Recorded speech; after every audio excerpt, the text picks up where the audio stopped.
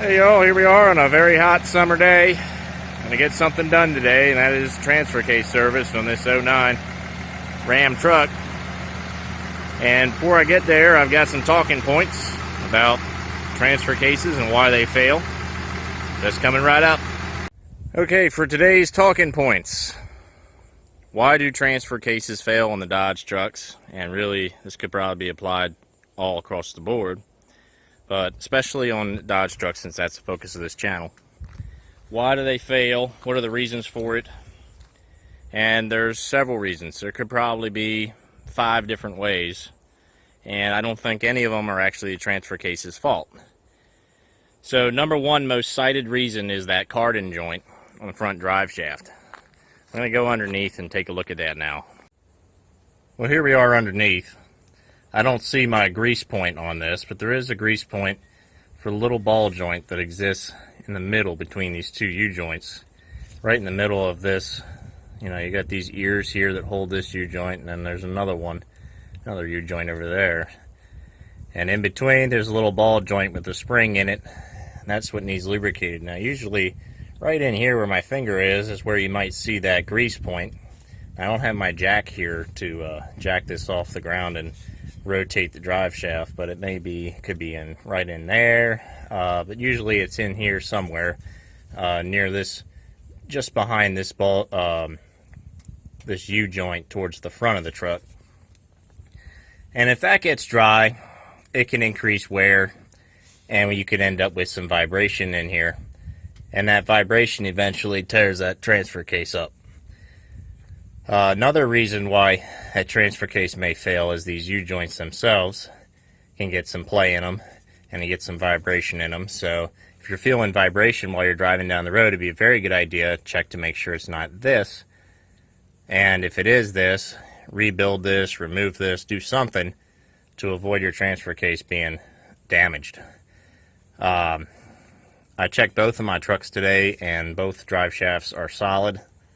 There's also a U-joint up here at the front, but usually the culprit is back here. So, other than these 2 reasons, how about additional reasons why this may fail? Well, there is transfer case fluid, negligence. So here's our transfer case. The fluid fill and drain plugs are on the other side. But if the fluid level is low, because these things don't hold that much fluid altogether, that's really bad news for your internal wear on your transfer case. So they only hold 2 or 3 quarts, so you want to make sure they're filled up. And if you haven't done it in a while, do a transfer case fluid change, which I'm going to do today on this truck. Now, finally, another reason it may fail is if you have like a lift kit. I don't want to bash on lift kits in this video, but it could change the angle of these drive shafts, and that could put more stress on your transfer. My last reason is just general abuse. 4-wheel drive burnouts, 4-wheel drive launches, and stuff like that is your transfer case would really rather you not do that, and that can be a little bit of suicide for your transfer case. It's happened many times. So overall, these transfer cases are pretty reliable and their design is pretty good. So let's move on to the fluid change. It's good to do fluid change once in a blue moon. Of our supplies, got a ratchet and a 10mm Allen. I've got a pump. I've actually got 2 pumps. I'm going to try this one. This is a new kind that I'm trying out. It screws into a 1-quart bottle of fluid, and then you can just pump the top. This one, you pump the little lever here. I'd actually like to save this for my diff fluid changes if I can, but if I need to use it, if this one's not working too well, I will. This here, going back to that cardan joint, is your needle. You need a needle to grease that. So that's what that looks like. It's got a zerk on one end, goes into your grease gun. Now, probably won't need that funnel. Finally is your ATF4 your transfer case takes.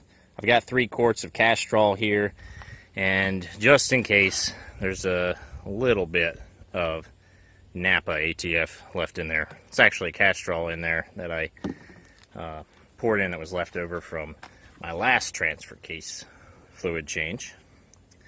So let's get underneath there and have a look at it. This is like a 10-minute change and a $20 change. Very cheap, very easy, and very quick.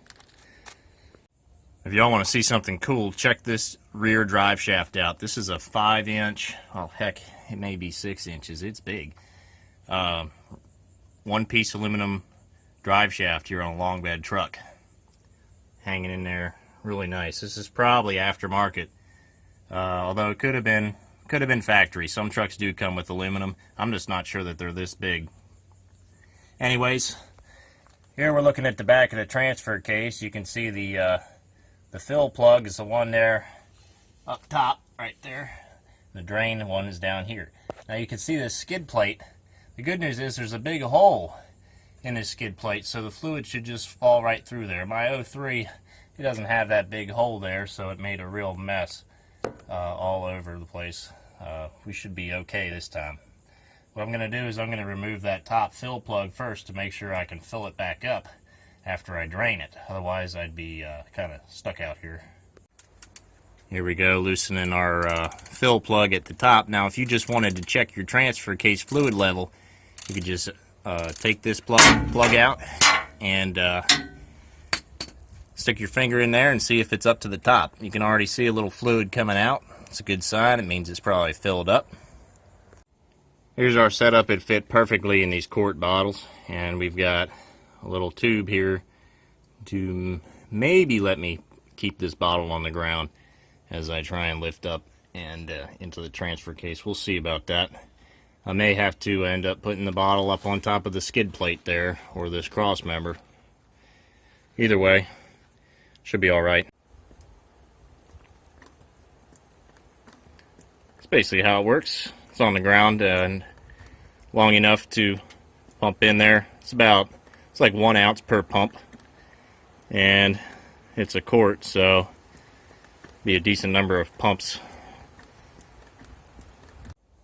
Alright, I got it all back together, and it took almost 3 quarts.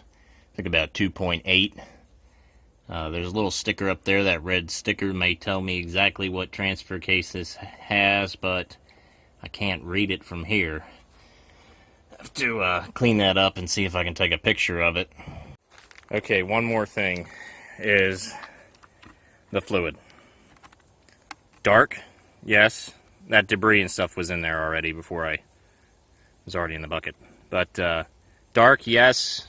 Completely black, no. It is red. But this does not look nearly as good as my 03's transfer case fluid, which tells me that this may be its first change ever at 241,000 miles. You know, I wouldn't be surprised. But yeah, we got it changed, and we should be good to go now. Alright, that's going to be it for me. I'm just going to get cleaned up and take her for a test drive. That's all. Quick and easy thing to do. I've got a long list of items, to-do list, especially on this truck, but on both trucks really. And I'm just kind of stockpiling stuff until colder weather comes, cooler weather. This whole 95-degree heat wasn't the most fun. But I'll tell you what, if you're ever working on one of these trucks that has emissions in the wintertime, those DPF and NOx cats are like little heaters under there. So if you're in real cold weather, you know, sit underneath of those catalytic converters and they'll keep you warm. Anyways, y'all have a good one. I'll see you in the next video.